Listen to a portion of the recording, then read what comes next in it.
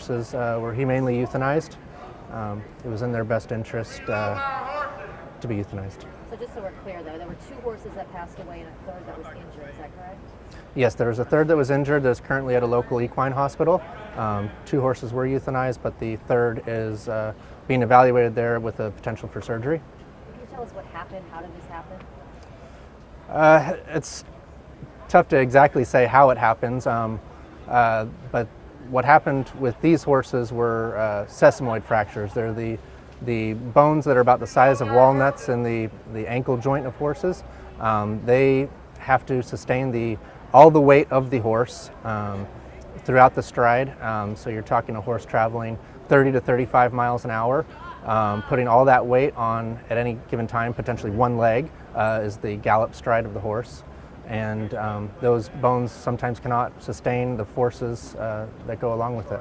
Talk about how difficult it is to lose animals like that. Yeah, it's extremely difficult. We're all deeply saddened by the events today. It's definitely an anomaly. We've been probably the safest track since 2018.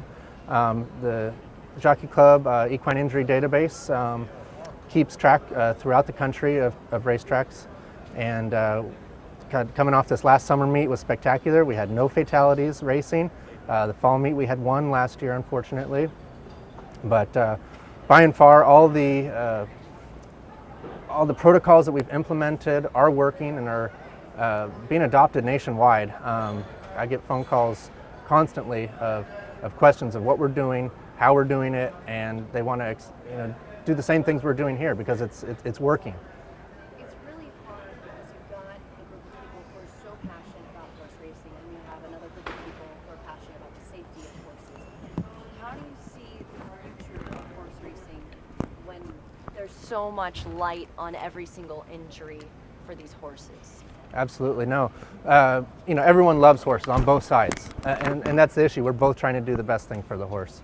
We're an industry that provides billions of dollars to the economy. Tens of thousands of horses are born every year for this sport, and they have wonderful lives after the sport as well. So what do we do with all those horses if we were to cease to exist, for instance? So it's a balance, trying to make everyone happy, do the best thing for the horse. That's what we're striving for. What would you say to those protesters that do come out here every year? They're out here all summer long, that would say, here we go again, and 2 more fatalities at the beginning of the season. Yeah, no, absolutely, and I'm empathetic for why they're here, and I applaud their enthusiasm. I asked them that we could all work together.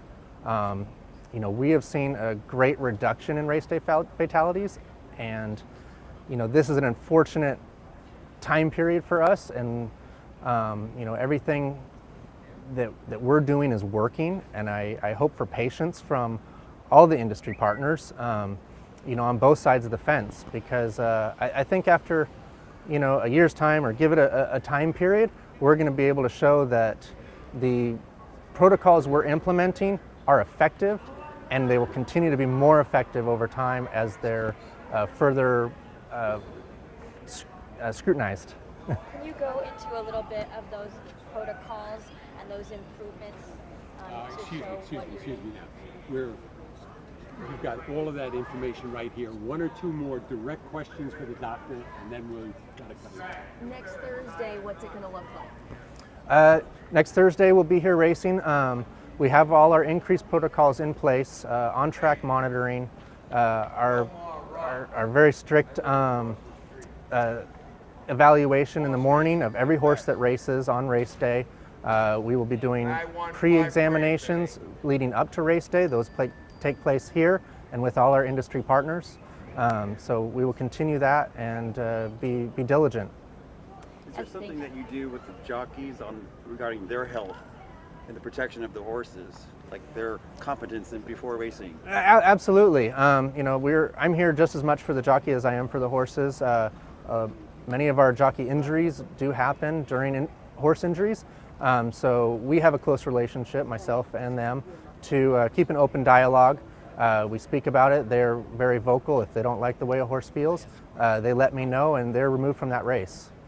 This lady gets the last question. Go. The third injured horse, what's going to happen with the third one that's recovering at the hospital now? The third one that's at the hospital, they'll be evaluated by a surgeon, an orthopedic surgeon, who has specialized training in repairing orthopedic injuries.